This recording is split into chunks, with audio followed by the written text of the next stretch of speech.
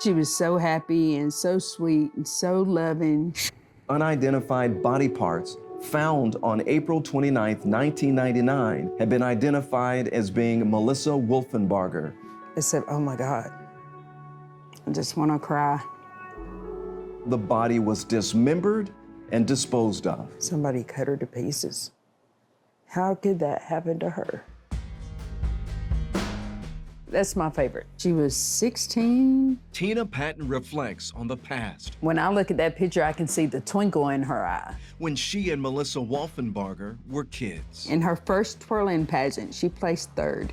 Despite a 7-year age difference, the years made no difference at all. I remember that picture so well. Anywhere I went, she was right behind me.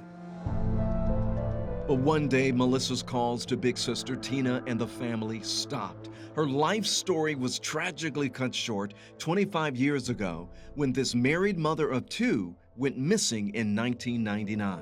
What was going through your mind when you learned that she was missing? Where could she be? How is she missing? Where is she? Less than a mile away from Melissa's home, police were called to Avon Avenue and Hartford Place. April 29, 1999, a human skull is found. That's when I knew something was wrong. No confirmation it was Melissa's remains, but 35 days later, more remains were found hidden in this area. This investigation would continue, but still no sign of Melissa. 1,369 days, nearly 4 years of waiting. Authorities identified those remains belonging to Melissa. Her father connecting the dots from behind bars with a possible DNA hit. If it hadn't been for my dad being arrested, we wouldn't know that my sister was dead. She was in the morgue for a few years. her father is a convicted serial killer sitting in a Georgia prison to this day.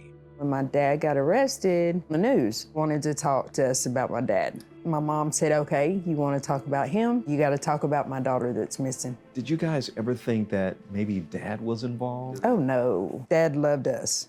Family members don't believe Patton is a suspect, and neither do investigators with APD or the GBI.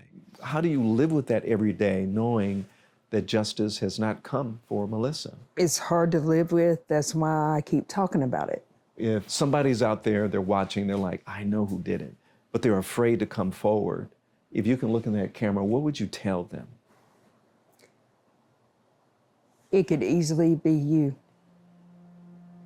in my sister's spot. You got to speak up.